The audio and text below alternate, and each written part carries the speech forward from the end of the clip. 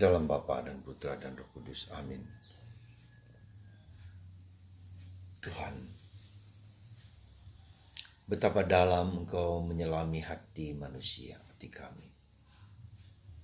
Betapa tak terselami cara-caramu, dan Engkau menjadikan putramu sebagai kekasih jiwa kami. Bantu kami ya Bapa untuk mengagumi, menyelami anugerah yang luar biasa itu.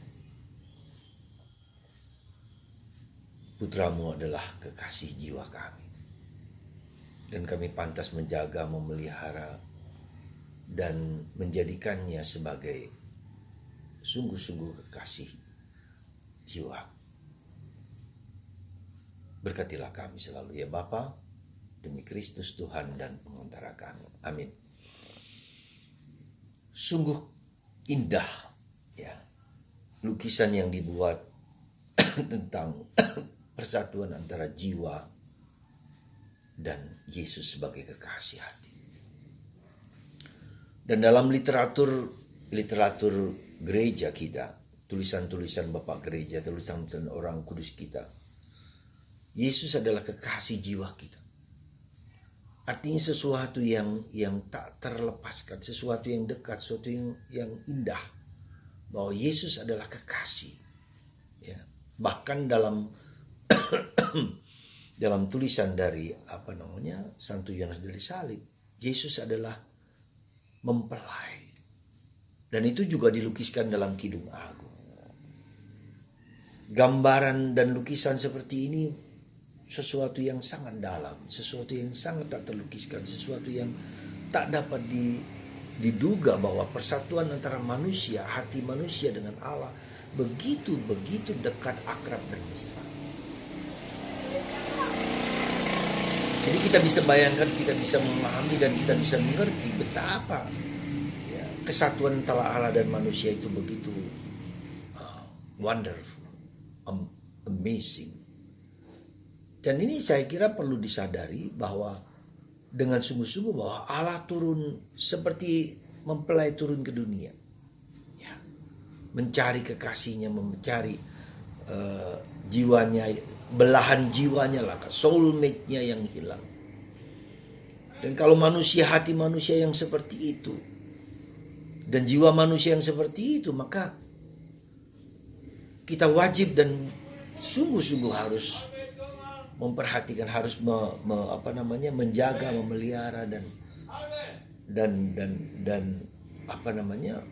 mengembangkannya sebagaimana yang Tuhan inginkan bagi kita.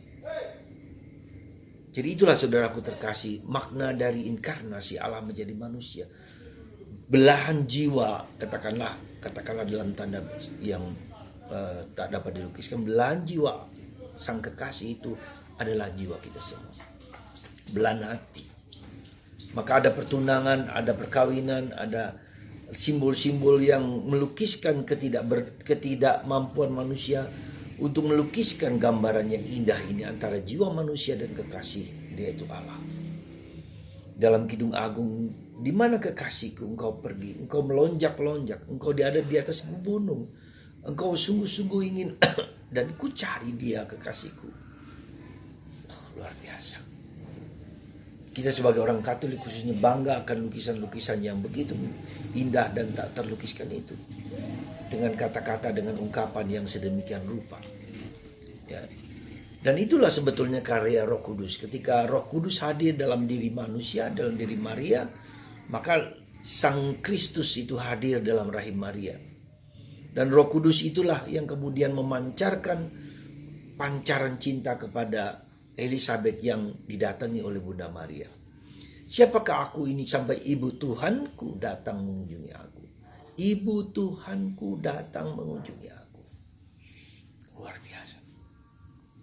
Jadi saudaraku terkasih dalam Kristus, mari kita sekali lagi bersyukur, berterima kasih, memuji Tuhan bahwa betapa berharganya manusia, jiwa, hati manusia yang merupakan belahan hati Yesus Kristus.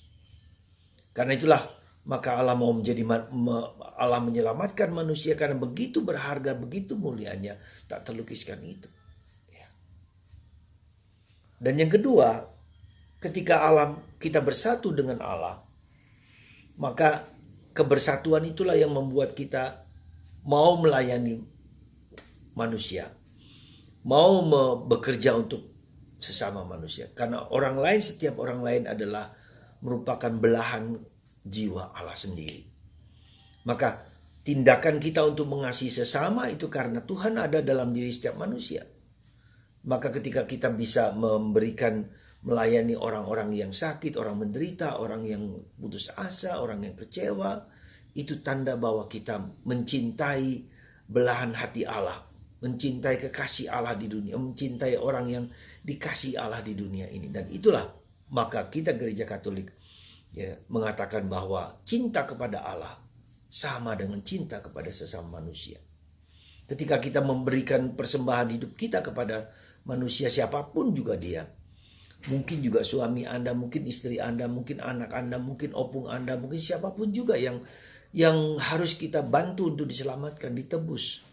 Ya. Saudara, saat ini adalah saat di mana Tuhan sungguh-sungguh ingin kita semua manusia selamat. Dia datang ke dunia menyelamatkan kita karena hati kita, jiwa kita adalah belahan hati jiwa Yesus Kristus sendiri. Semoga kita semua bekerja keras dan berusaha untuk berbuat baik bagi orang lain, untuk mencintai orang lain, siapapun juga. Dan itulah tugas kita. Dan ketika kita mengalami berjumpa dengan orang-orang yang sulit, orang-orang yang sulit sekali, ya, entah perilakunya, entah sikapnya, kita tetap mohon Roh Kudus supaya Roh Kudus juga membuka hati mereka dan membuka hati kita untuk menjadi lebih baik lagi sebagai anak Allah, sebagai putra Allah, sebagai putra-putri Allah yang bekerja untuk kita semua manusia. Tuhan memberkati Anda dan kita semua dalam kasih karunia yang melimpah dalam Bapa dan Putra dan Roh Kudus. Amin.